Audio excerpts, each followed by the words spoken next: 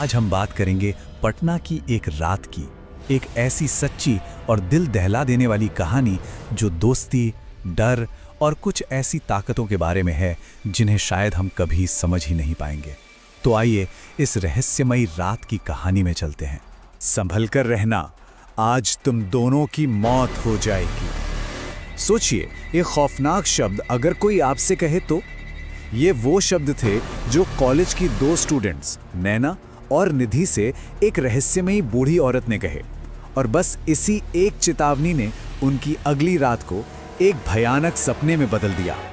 तो ये कहानी है नैना और निधि की। दोनों एक छोटे से गांव से थीं और पटना में साथ रहकर पढ़ाई कर रही थीं। वो सिर्फ दोस्त नहीं थी, एक दूसरे का परिवार थी, सहारा थी, और उन्हें इस बात का जरा भी अंदाजा नहीं था कि उनकी एक मामूली सी शाम उनकी जिंदगी को हमेशा के लिए बदलने वाली थी। उस दिन कॉलेज में कुछ ठीक नहीं हुआ था, तो दोनों का ही मूड बहुत खराब था। मन हल्का करने के लिए वो रोज की तरह पास के बगीचे में टहलने चली गईं। लेकिन अपनी ही बातों और परेशानियों में वो इतना डूब गईं कि वक्त का पता ही नहीं चला। जब होश आया तो देखा रात के 10:30 बज चुके थे और पूरा बगीचा एकदम सुनसान था।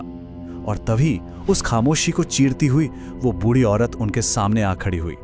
उस औरत ने बिना किसी लाग लपेट के सीधे उनकी आंखों में देखा और कहा, आज तुम दोनों की मौत हो जाएगी। और इससे पहले कि वो कुछ समझ पाती, वो औरत पलक झपकते ही अंधेरे में कहीं गायब हो गई। जाहिर है दोनों दोस्त घबरा गईं, पर फिर खुद को समझाया कि कोई पागल औरत होगी और उसकी बात को वहीं भुलाकर अपने कमरे में वापस आ गई। अब कमरे में आकर निधि तो सो गई, लेकिन नैना की आंखों से नींद कोसों दूर थी। उस बूढ़ी औरत के शब्द उसके कान में गूंज रहे थे। मन में एक अजीब सी बेचैनी थी। उसे क्या पता था कि रात का असली खौफ तभी शुरू होना बाकी था। रात के लगभग 2 बज रहे थे।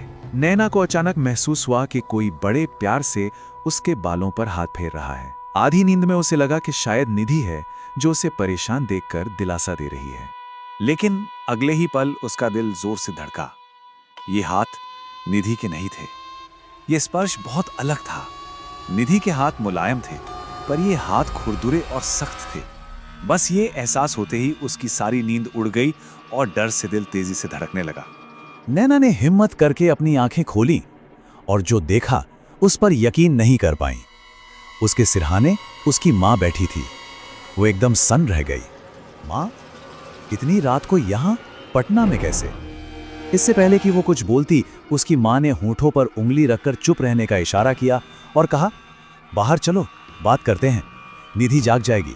नैना चुपचाप अपनी मां के पीछे पीछे सुनसान गली में चलने लगी। तभी अचानक उसकी नजर अपनी मां के पैरों पर गई और जो मंजर उसने देखा उससे उसकी रूह कांप गई। उसकी मां के पैर पीछे की तरफ मुड़े हुए थे। वो एक ही पल में समझ गई कि ये उसकी मां नहीं है। नैना ने एक पल भी नहीं सोचा। वो बिना कोई आवाज की अपनी पूरी जान लगाकर वापस कमरे की तरफ भागी। सांसें तेज चल रही थी, दिल छाती से बाहर आने को था। जैसे ही उसने अंदर आकर दरवाजा बंद किया, उसका फोन बज उठा, जिससे वो और भी ज्यादा डर गई। फोन पर उसके पापा थे। उनकी आवाज में घबराहट साफ महसूस हो रही थी। उन्होंने बस इतना ही कहा, बेटा आप जल्दी घर आ जाओ, तुम्हारी माँ की तबीयत बहुत खराब है। इस एक फोन कॉल ने नैना के सारे शक को यकीन में बदल दिया। कुछ बहुत ही ज्यादा गलत हो रहा था। और यहां से शुरू हुआ मुश्किलों का एक ऐसा सिलसिला जैसे पूरी कायनात ही उनके खिलाफ हो गई हो। घर जाने के लिए जो अकेली गाड़ी मिली, उसका ड्राइवर बुरी तरह नशे में था। उसने चेतावनियों को नजरअंदाज करके एक खतरनाक अनजान शॉर्टकट ले लिया और वहीं बीच रास्ते में गाड़ी का इंजन भी बंद हो गया। फोन में नेटवर्क नहीं था, दूर दूर तक कोई नहीं। और हद तो तब हो गई जब वो ड्राइवर भी उन्हें उस वीराने में अकेला छोड़कर गाड़ी में ही सो गया। अब सोचिए, उनके पास क्या रास्ता बचा था? चारों तरफ घना अंधेरा और मदद की कोई उम्मीद नहीं। उन्होंने हिम्मत करके उसी सुनसान सड़क पर पैदल चलकर मेन हाईवे तक पहुंचने का फैसला किया। वो ये नहीं जानती थी कि उस अंधेरे में कौन उनका इंतजार कर रहा था। वो कुछ ही दूर चले होंगे कि उनकी नजर सड़क के दूसरी तरफ पड़ी और उनके पैरों तले जमीन खिसक गई। वही बूढ़ी औरत जो उन्हें बगीचे में मिली थी, अपनी लाठी टेकती हुई खामोशी से उनके साथ साथ चल रही थी, एक साई की तरह। इस नज़ारे को देखकर तो उनकी बची खुची हिम्मत ने भी जवाब दे दिया, उस औरत के डर से वो दोनों भागकर सड़क किनारे एक बड़े से पेड़ के पीछे छिप गईं। लेकिन तभी वो पूरा पेड़ जोर जोर से हिलने लगा और फिर डालियों से एक खौफनाक साया नीचे उतरा। उसके सिर पर सींग थे, गले में सोने की भारी भरकम चेन और पायल, और उसकी आंखें अंधेरे में खतरनाक तरीके से लाल चमक रही थीं। वो शैतानी जीव जैसे ही उन पर हमला करने के लिए आगे बढ़ा, ठीक उसी वक्त उनके पीछे से जमीन पर लाठी पटकने की तेज आवाज गूंजी। ठक ठक ठक। बस उस आवाज को सुनते ही वो खौफनाक जीव डर कर वापस अंधेरे में भाग गया। जब लड़कियों ने कांपते हुए पीछे मुड़कर देखा तो वहां वही बूढ़ी औरत खड़ी थी जिसने अभी अभी उनकी जान बचाई थी।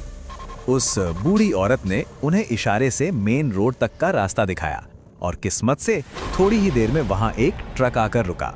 ड्राइवर ने उन्हें देखा और मदद के लिए दरवाजा खोल दिया।